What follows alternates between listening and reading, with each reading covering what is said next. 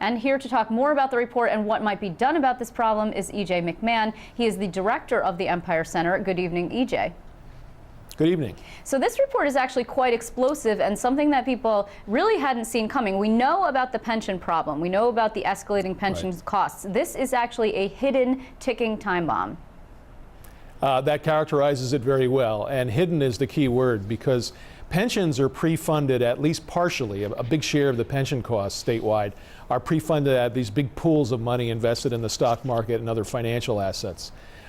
Retirement health benefits, the health benefits that retiree gets, they're just paid for by each employer on a pay-as-you-go basis, on a continuing appropriations out of annual budgets.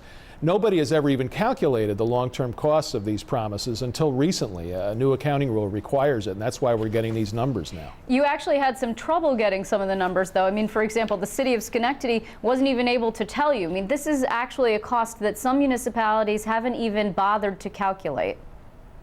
Well, Schenectady is exceptional in that regard. With the exception of Schenectady, the largest cities had all calculated these numbers as they're required to do by the accounting rules that they abide by. The numbers, though, are not easily available. You won't find them in your city budget.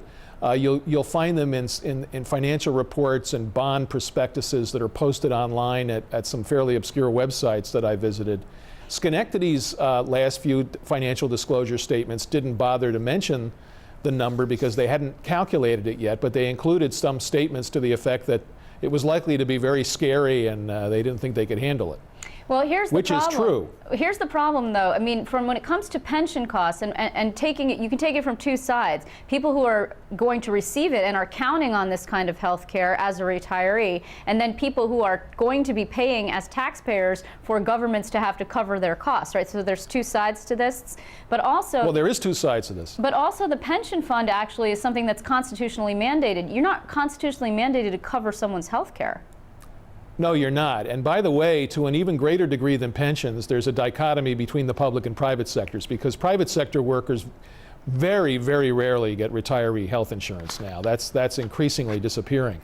But yes, the constitutional guarantee of pensions that stops you from making any change in pension benefits for a current employee does not apply to retiree health insurance. There's no dispute about that. So governments in New York State, from the state on down, could have considerable leeway to restructure these benefits and to reform the programs to make them more affordable. In some cases, they're collectively bargained. It's spotty. But for instance, state government could change a lot of these benefits and save a lot of money right now. Okay, but that would infuriate the state employee unions, who are also already at war with the current administration and likely to be at war with the next. Both Carl Palladino and Andrew Cuomo have suggested massive cuts that I think the public sector is not going to like very much at all. Well, they may not like it, but you could make changes that would save hundreds of millions of dollars and still leave public employees with insurance benefits that people in the private sector don't have at all. And remember, pension contributions, the billings from the pension system at the same time are going to be doubling or tripling over the next 4 years. And the Constitution doesn't let you kind of get into or at employees to ask them to share in that cost. This is another way of kind of indirectly having employees share in the rising cost of pensions as well. This is actually kind of an amazing number that I want to share. You tried to determine where the burden was heaviest and found that every resident of New York City is responsible for $7,343 in today's dollars for health care for retired city workers. That's an amazing sum, and it's only going to escalate if things aren't addressed, I'd assume.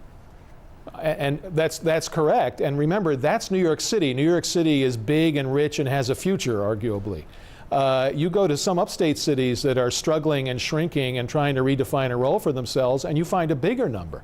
The city of Syracuse, the combined municipal and city and school district burden is over $11,000 per person. In Buffalo, it's over $9,000 per person. These are really heavy legacy costs. So in parting, though, what can be done? You actually have to start charging pensioners for a portion of their health care that they expected to get for free or for a very low cost? Right. Retirees right now in the New York State health insurance plan, for instance, pay on average 9% of their premiums. That has to increase. Retirees who are 65 or over should be kicking in the token so-called Part B premium that's charged to Medicare recipients, which is not a large amount of money, but which adds up. I think that some changes that most people would see as relatively moderate could be made in healthcare programs for public employees, with the greatest changes affecting the youngest retirees and employees who haven't yet retired yet. And that would strike a balance between these competing interests and save a lot of money and pop this bubble before it blows up all over everything. Well, and it is certainly worrisome. I'm sure we'll be keeping an eye on it, as will you. I want to thank you, E.J. McMahon, for joining us this evening. You're welcome.